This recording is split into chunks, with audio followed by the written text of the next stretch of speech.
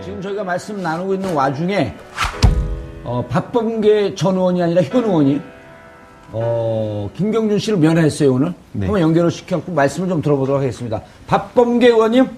네, 선배님 안녕하세요. 반갑습니다. 예, 오늘 또 교도소를 찾아와서 뿜으셨어요? 아유, 뿜을 수가 없는 일이죠. 예.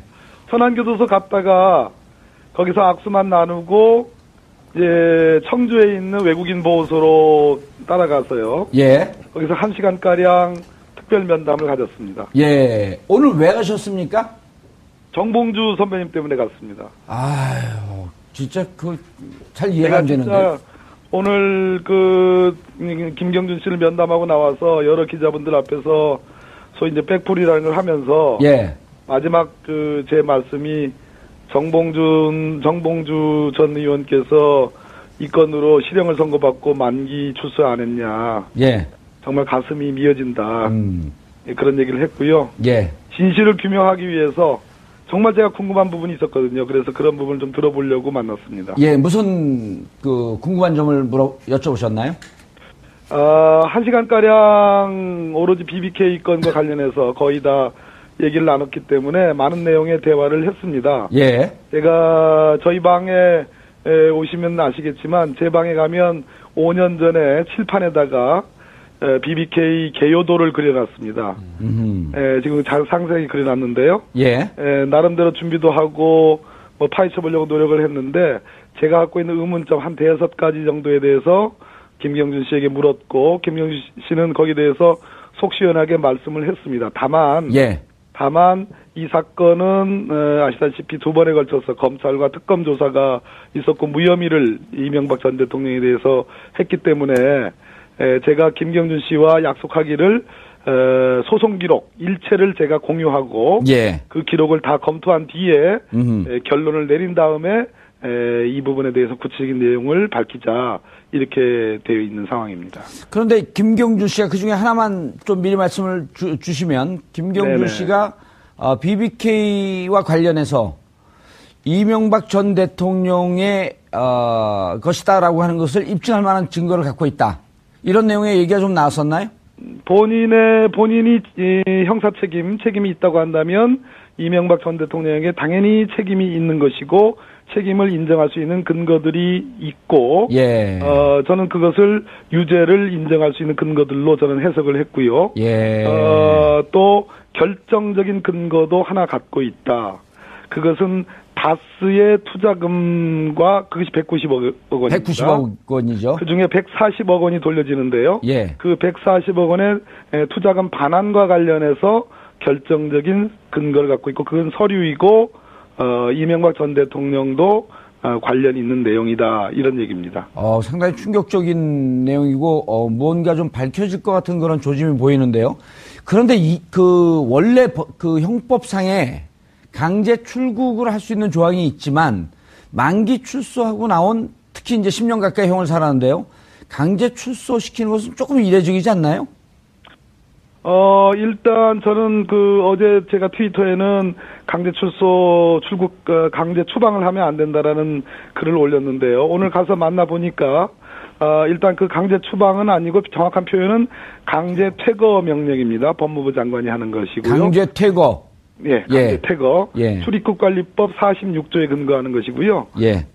외국인으로서 실형을 확정받아서 출소한 사람은 대상이 되는 거니까 그것은 여지가 없겠습니다. 그건 맞는 것 같고요. 예. 두 번째는 김경준 씨는 1초가 그립다라는 표현을 할 정도로 가족, 부인과 딸에 대한 그리고 누나에 대한 절절한 그리움을 호소했습니다. 그래서 오늘이라도 당장 나가고 싶으면 갈 수 있으면 가고 싶다라고 얘기를 했고요. 예. 세 번째는 자유인의 몸으로 한국에서 불러줄 수 있다면 불러오겠다. 그러한 조치를 정권교체를 통해서 다음 정부가 법적 조치를 취해줬으면 좋겠다. 이런 말을 했습니다. 예, 그러니까 김경준 씨 본인도 미국으로 돌아가고 싶은 의지가 강한 거네요. 예, 그렇습니다. 예, 앞으로 박범계 의원님. 네. 그럼 일단 김경준 씨는 이제 내일 미국으로 돌아가고 아마도요. 이후에 이 문제의 진상을 밝히기 위해서 네. 당분간은 이제 한국에 돌아올 수 없는 형편일 터인데 예. 박 의원님과 연락을 하면서 진상 규명을 좀 함께 밝히자 이런 합의는 좀 있었나요? 맞습니다. 예. 저하고 일단 김경준 씨가 소송을 제기했고 또는 형사적으로 방어를 하면서 했던 그 민형사 기록들이 다수 있습니다. 그런 부분을 공유하기로 했고요.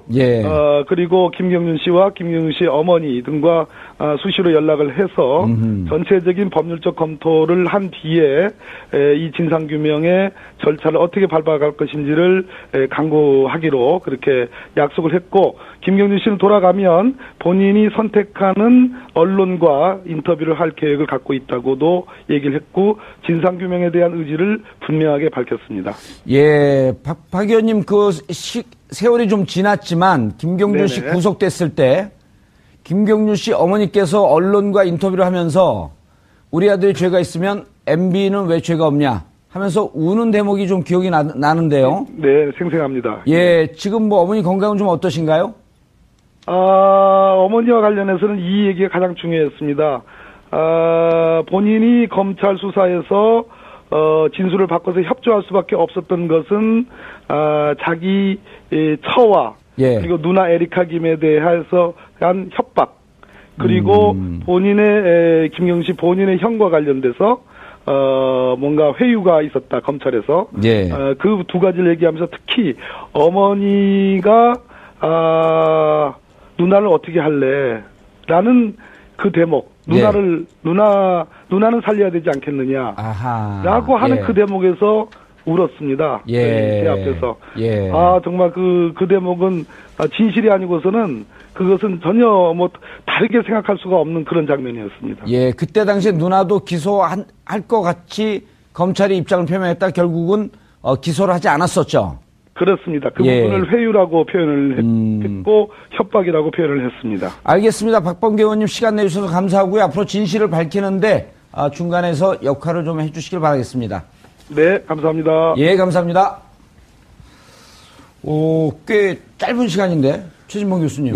많은 얘기가 나왔네요. 그러니까요. 이 190억 얘기는 우리 시청자분들이 조금 혼동할 수 있는데 그 BBK에 투자하는 돈. 아까 이제 고재열 기자님도 얘기했지만 다스라고 하는 회사에서 190억이 투자가 됐단 말이에요. 그렇죠. 요걸 조금 설명을 좀 해주시죠. 투자가 됐는데 그 돈이 어떻게 나온 돈이고. 실제 이게 어떻게 나온 돈이냐면 이것도 뭐 이제 또 뭐 공격을 할 수 있으니까 설을 말씀을 드릴게요. 설을 말씀을 드리면 도곡동 땅을 판 돈. 썰이라고 해야지 좀 금방 탁 꽂히는데. 썰을 말씀을 드리겠습니다. 그러니까 도곡동 땅을 판 돈, 그거를 30분 만에 사실 여기에 투자가 됐어요, 이 돈이. 그거 좀 이해가 안 되는 거잖아요. 그 도곡동 땅은 다스 소유의 땅이었었나요? 그렇죠. 다스가 투자했다면 도곡동 땅을 팔았는데 이 도곡동 땅이 실제로는 이상은 씨 거였나요? 그때 그렇게 제가 알고 있는데 맞나요, 고재열 기자님?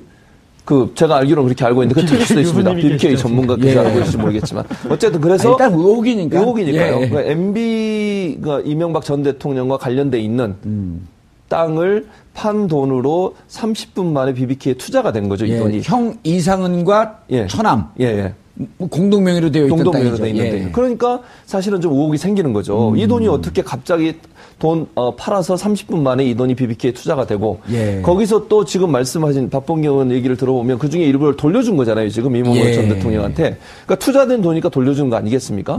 그렇다고 하면 또 오늘 박범계 의원께서 아까는 말씀 안 하셨지만 인터뷰한 내용을 보면 실제 김경주 씨가 어떤 증언을 했냐고 언론에 보도가 되냐면 50대 50 정도로 소유를 하고 있었다라고 얘기하고 있어요. 그러니까 이명박 전 대통령 측과 본인이 50대 50 정도로 BBK를 소유하고 있었다. 공동 소유다. 이렇게 증언한 내용이 있습니다. 그래서 그건 이제 언론 보도에 나와 있는 내용이니까요. 그 내용을 본다고 하면 김경준 씨 입장에서는 지금 아까 박범계 의원도 만나고 나서 얘기한 내용을 보면 여러 가지 증거를 갖고 있다고 지금 얘기하고 있지 않습니까?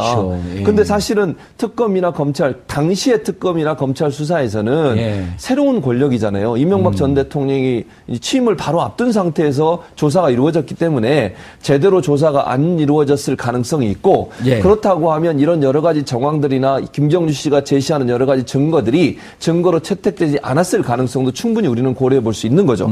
그래서 다시 조사를 해야 된다는 거예요. 예. 그때 당시에 조사가 제대로 안 된 부분을 만약에 새로운 정부가 들어서면 어떤 형태로든 김경준 씨를 다시 입국을 시켜서 그분의 증언도 듣고 그분이 제시하는 증거가 정말 신빙성이 있는지 없는지를 다시 조사할 필요가 있어요. 새로운 권력 앞에 검찰이 무능한 모습을 보여줬을 가능성을 우리가 전혀 배제할 수 없는 상황 아니겠습니까? 예. 곧 취임할 대통령을 단죄한다는 것이 검찰로서는 부담이 됐을 것이고 또 그 당시에 김경준 씨나 아니면 어머니 아까 우는 모습도 말씀하셨는데 예. 이런 여러 가지 상황들을 봤을 때는 그 당시에 특검이나 검찰의 조사가 정말 우리가 속 시원하게 사실을 그대로 밝혀내는 데는 한계가 있었다. 예. 이렇게 볼 가능성이 높다고 볼 수 있죠. 김 변호사님. 예. 단적으로 제가 왜 그때 검찰의 수사와 특검의 수사가 이상한지라는 걸 좀 설명을 드리고 싶은데요. 그게 핵심 포인트. 네, 왜 그러냐면요. 그것도 의혹이죠. 네, 의혹인데요. 예. 참 이상합니다. 예. 그러니까 아주 비근한 예를 들면요. 예컨대 뇌물죄와 관련해서 일체의 어떤 증거가 없어도 뇌물을 줬다라고 하는 그 사람의 진술이 있으면 사실은 그것만으로도 검찰이 수사를 해서 기소를 하는 경우가 있습니다. 그렇죠. 그런데 지금 김경준 씨 사건 같은 경우에는 BBK와 관련해서 이명박 전 대통령이 BBK를 실제 공동 소유했다라고 진술을 한 겁니다. 그러니까 사실은 어떻게 보면 김경준 씨가 예, 그렇죠. 예. 김경준 씨의 진술만으로도 그것이 굉장히 유력한 증거가 될 수 있는 거죠. 그리고 그 진술뿐만 아니라 여러 가지 정황들이 나온 겁니다. BBK가 처음에 설립됐을 때 자본금이 5천만 원이었는데 투자금을 30억을 투자를 받습니다. 그리고 그 이외에 굉장히 빠른 시일 내에 한 600억 원 정도를 투자를 받는데요. 이게 또 재미난 것이 전부 다 투자를 한 삼성생명이라든지 여러 가지 회사라든지 이런 것들의 대표이사나 사장들이 전부 다 고려대학교 동문입니다. 고려대학교 동문 생각하면 딱 떠오르시는 분 있으시죠? 이제 와요. 예, 바로 이명박 전 대통령이 이명박 전 대통령이다. 이명박 전 대통령인 겁니다.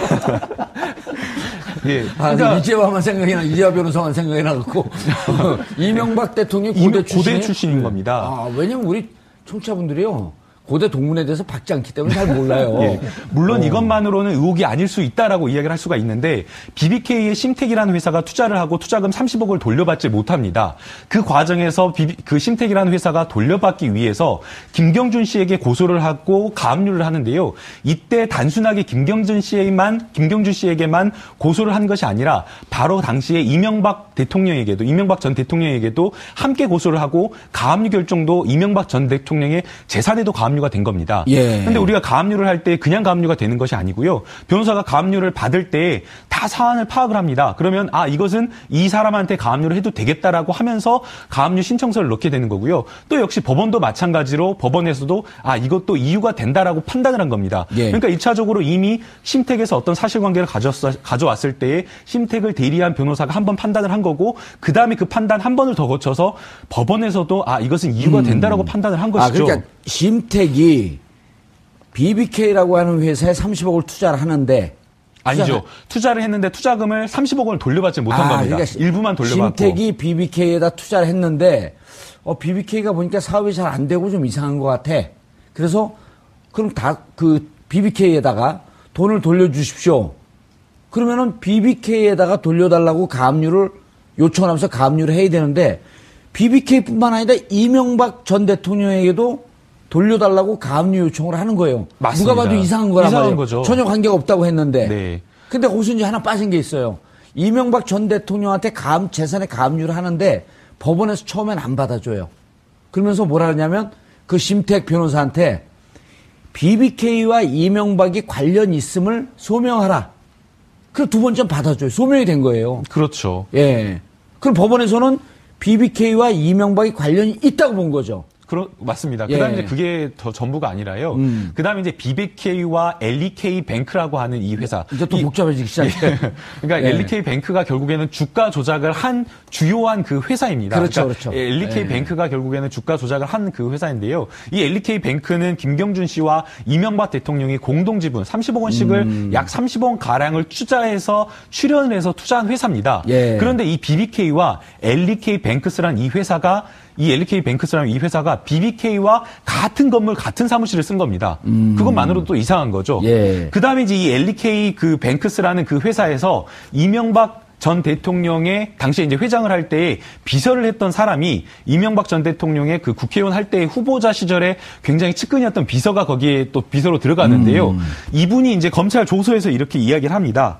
본인이 이제 이야기를 한 건데요. 어떤 업무를 했냐라고 하니까 LK 뱅크스의 업무를 했다라고 이야기를 하면서 또 동시에 뭐라고 하냐면요.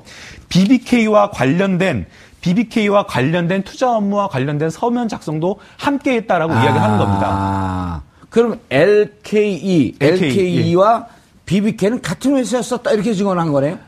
같은 회사였다라는 증언은 아니지만요. 적어도 이 회사가 약간 좀 섞여 있었다 업무가 라는 이런 이야기를 지금 한 것이죠. 지금 우리 국민들 촛불 든 국민들에게 보면은 이명박과 김경준은 공동 지갑 아니었었냐?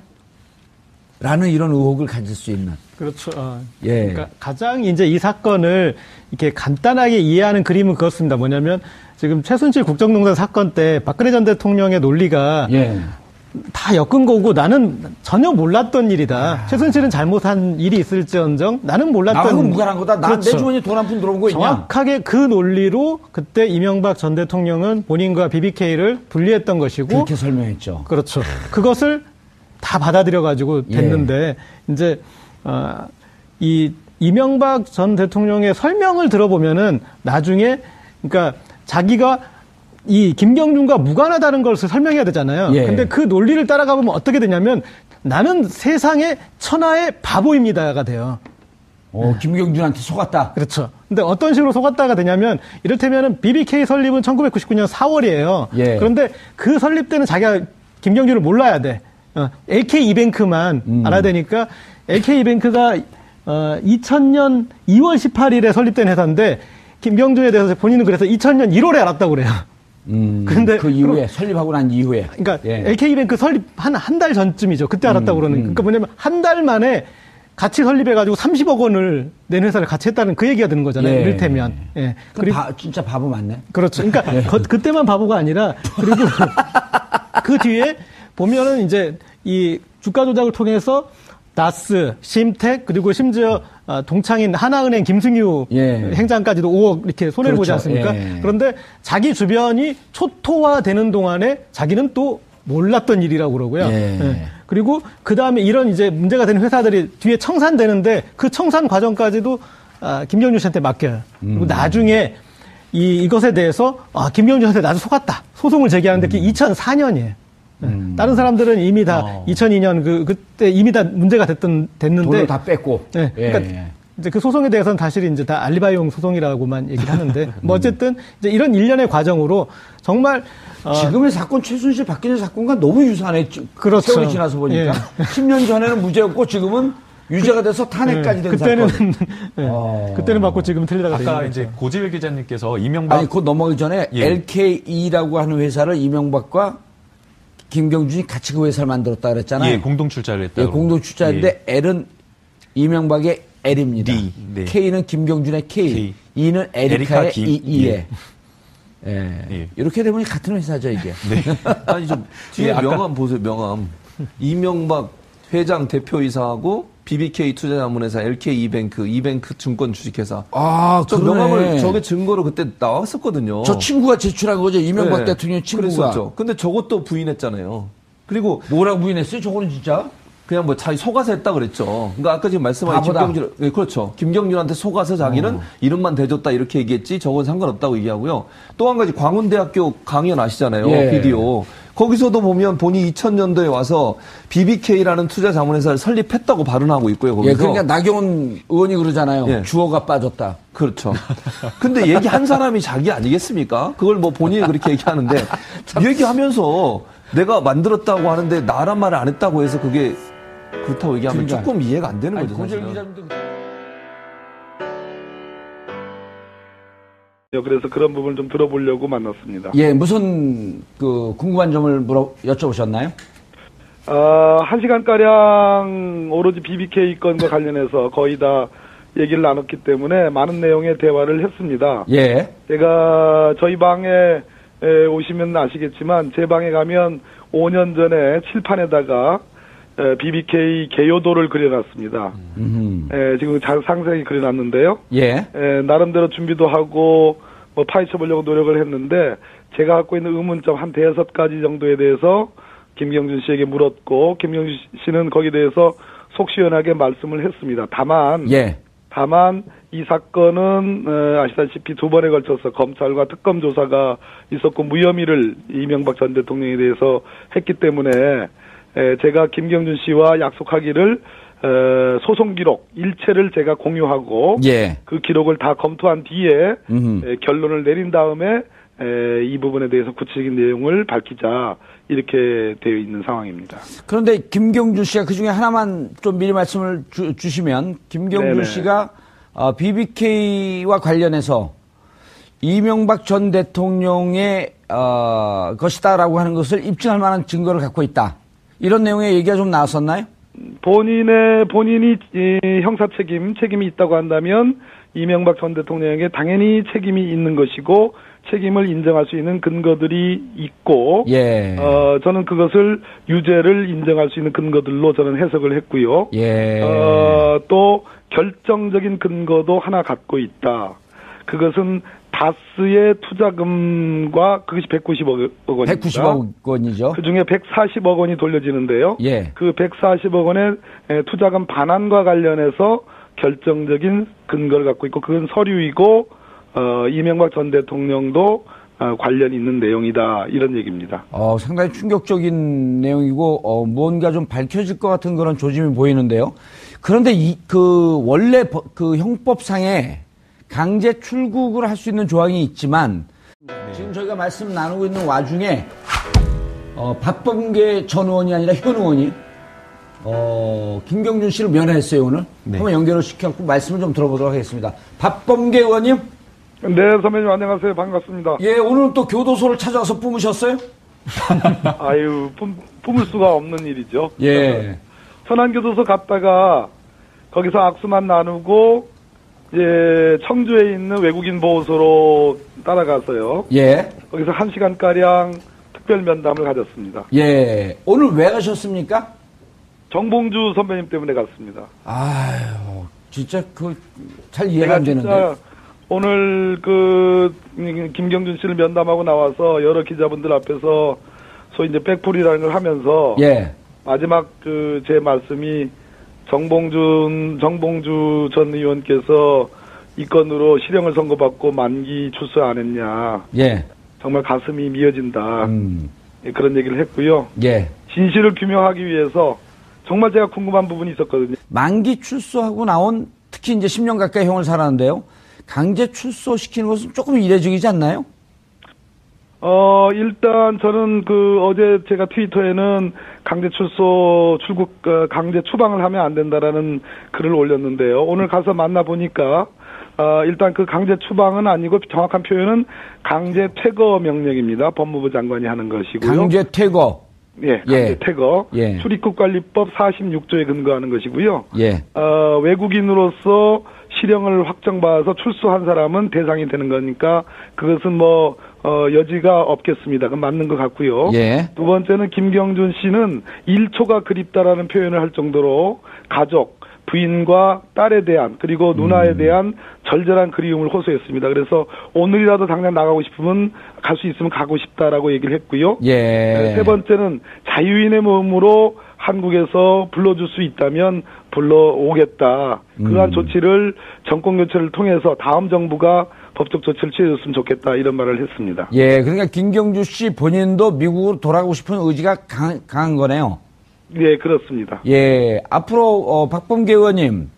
그럼 일단 김경준 씨는 이제 내일 미국으로 돌아가고 아마도요. 이후에 이 문제의 진상을 밝히기 위해서 당분간은 이제 한국에 돌아올 수 없는 형편일 터인데 박 의원님과 연락을 하면서 진상 규명을 좀 함께 밝히자 이런 합의는 좀 있었나요?